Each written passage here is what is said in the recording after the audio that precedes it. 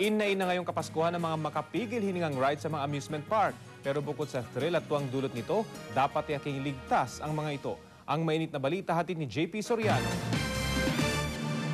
Patok talaga ang mga amusement park tuwing Kapaskuhan at ang mga talagang pinipilahan. Ang mga makapigil hiningang rides tulad nito. Sa Star City sa Pasay halimbawa, bagong atraksyon ang tinatawag nilang Star Flyer, kung saan nakabitin ang mga rider. At kapag umandar na, talagang mapapasigaw ka.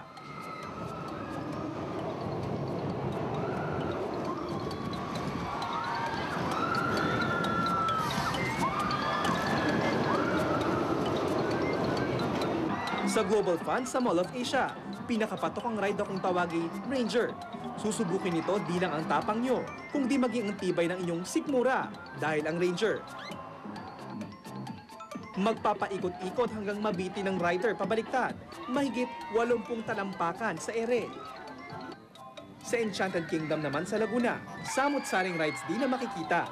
Pero sa ganitong klaseng rides, importante ang kaligtasan ng mga rider. Matatandaan noong isang taon, isang dalagita ang nahulog mula sa Wild River Ride ng Star City.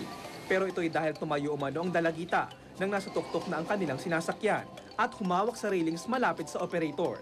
Kaya nang bumulusok na pababa ang ride, naiwan siyang nakabitin sa tuktok at saka nahulog. Ayon naman sa pamunuan ng mga kilalang amusement park sa bansa, mabusisi ang kanilang mga preparasyon para sa kaligtasan ng mga rider.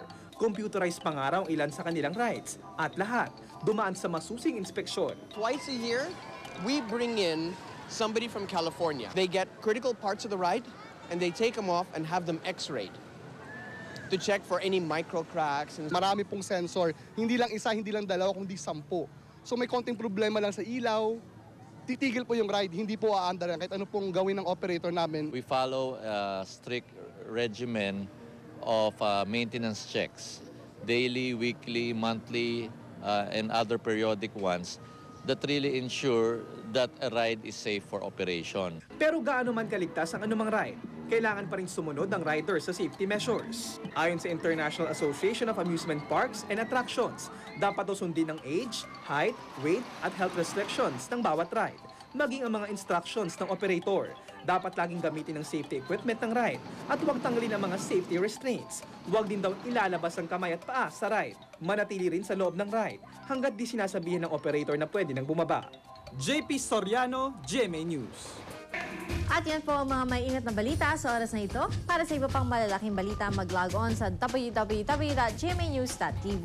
Para naman makatanggap ng mga pinakabagong balita via text, type lamang po ang GMA News, space on at isend sa 4627. At 21 araw na lang po, Pasko na.